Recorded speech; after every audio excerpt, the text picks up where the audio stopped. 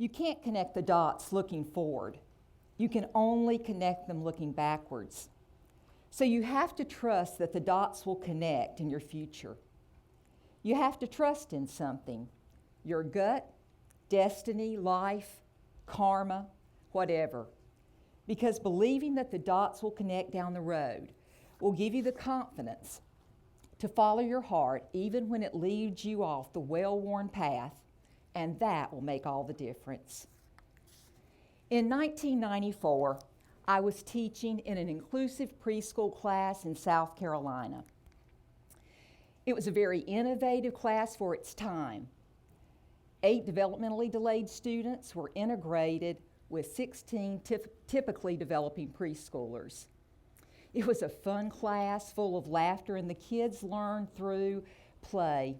We loved it. There were 4 teachers, a special education teacher, that was me, a general ed teacher, and 2 teaching assistants. During our first year, 3 children were placed in our class, a girl and 2 boys. They were very unique, and yet they had similarities. They had language, but it wasn't functional. They couldn't tell us the things that they wanted or needed during the day. They didn't use their language to talk to other kids in the class or interact with them. As a matter of fact, they didn't play with other children in our class. They didn't play with toys like other children in our class. They didn't learn new skills like other children in our class did. If we were out on the playground, they were very likely to wander away. And inside, they rarely stayed with the group during activities. The girl, who was 4 years old when she came to our class, loved movies. And she loved repeating lines that she heard in them. She scripted them all day long.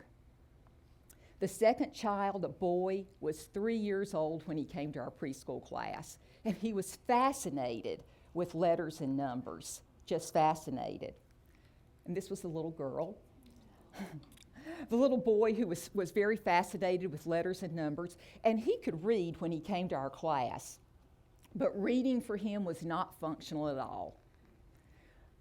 The third little boy was 4 years old when he came to our preschool class. He never interacted with other children. He rarely talked. And he did not definitely learn skills at the rate of other children. It was very difficult for these children to be fully integrated in our class. And you know what? I wasn't the only person who realized that.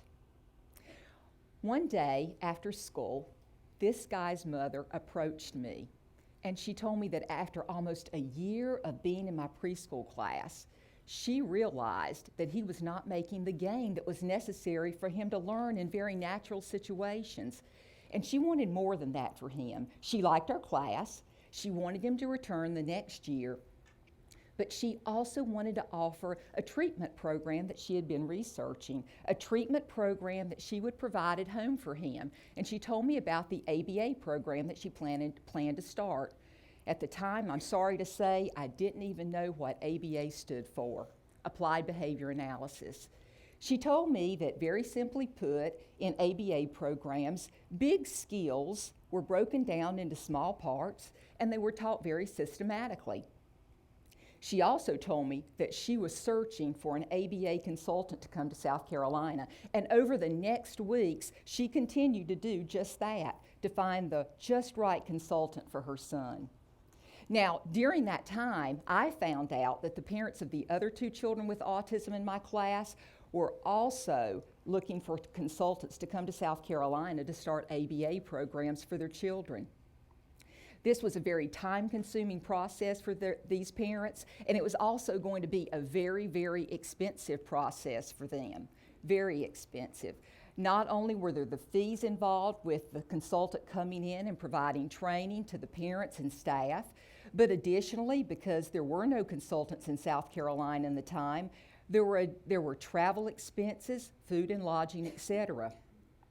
And then after the training workshop and period of program development, the parents would be looking forward to or ahead to several years of treatment for their children with a cost that could exceed $50,000 to $75,000 a year. There was no funding in South Carolina at all for this type of treatment at this time. There was also a long wait for consultants to come to South Carolina, and it was the next school year before the first workshop was planned.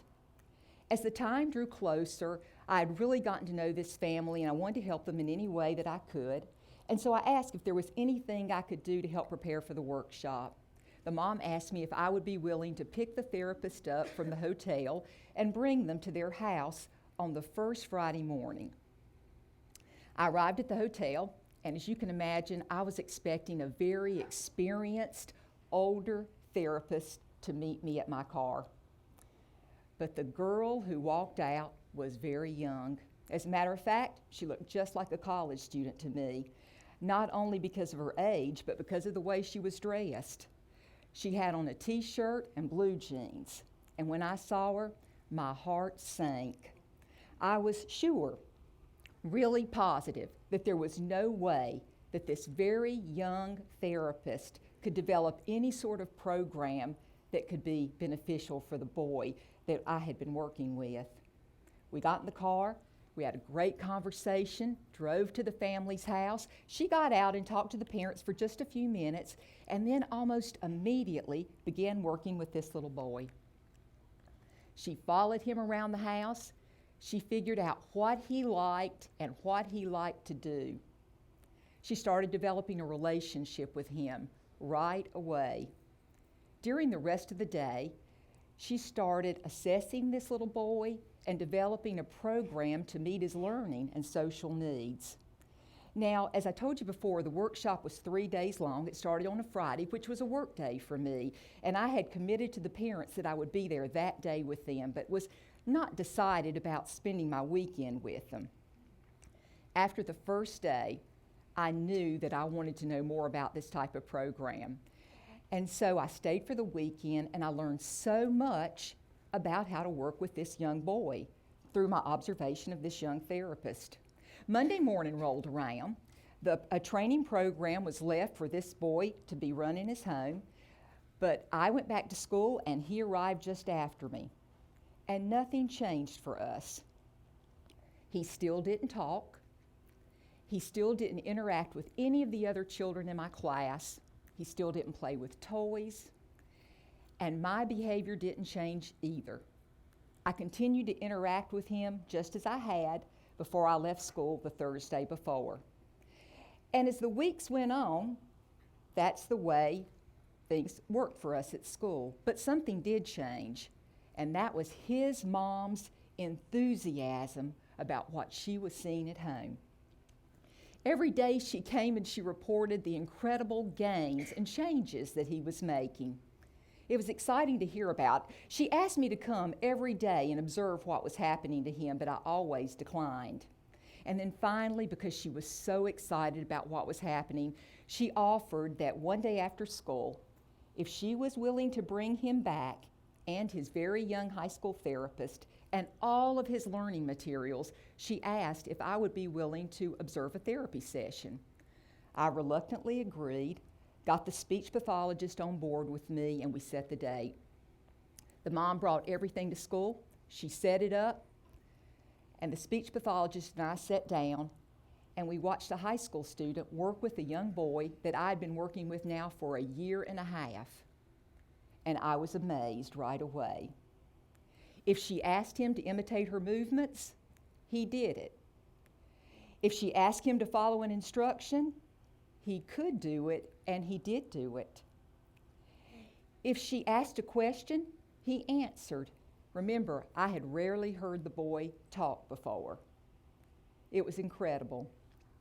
I was so thrilled. I got up, walked out of the room, went down to our front office and called my special ed director. She got in her car right away and drove out to our school. And for the next hour, the three of us, my special ed director, the speech pathologist, and I, watched a very young therapist do things with a boy that we had been unable to achieve for a year and a half. It was amazing and absolutely intoxicating. That afternoon, my special ed director and our school district committed to working with this family and the 2 other families to work beside them and provide ABA therapy for their children in home and at school. I became I became the line therapist of all 3 children, working with them after school during the week. We realized very soon, after seeing the progress of these children, that we wanted to offer this opportunity to every child in our district who could qualify and who would benefit. And we did just that. We developed one of the first ABA programs in school in South Carolina. As you can imagine, it was such an exciting experience for me because I had been teaching for many, many, many years, and I had rarely seen this kind of progress in a child. I wanted to make the move to help other children in South Carolina and beyond who needed this type of treatment. And this is where the dots had to connect for me. This is where I had to take a leap of faith. I had a family. My husband was also a teacher, so you can imagine giving up a secure teaching job for one of us was very difficult, but I did make that leap. This was my guy, when he was working with the therapist and learning to play with games. You can see how different he looks and how happy he looks, which is very exciting. When I left the school district and I began working with other families, that led me to co-found Early Autism Project. And since that time, I've worked with over 2,000 children and their families in school districts to provide treatment services. I've trained hundreds of therapists to work with children who have autism. It's been quite thrilling. Maya Angelou says, "Once you know better, you do better." And that young consultant in jeans and a t-shirt taught me how to do better. Now, I would like to give you an update of those first 3 children. It's so exciting. The girl who came to me when she was 4 years old, who loved movies and liked to talk about them all day long, she now has graduated from high school and she works as an office assistant at Early Autism Project. She loves her family and her pets, and she loves to travel to Vegas. She's 23 years old now. And the young boy who was 3 years old and fascinated with letters and numbers, he's at the University of South Carolina right now. He's studying linguistics. He knows over 6 languages fluently.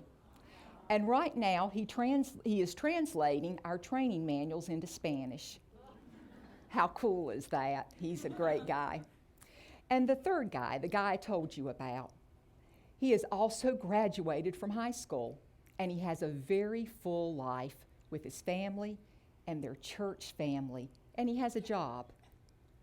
It's an amazing story. The dots all connected for me, and you have to trust that the dots will connect in your future as well. Thank you so much.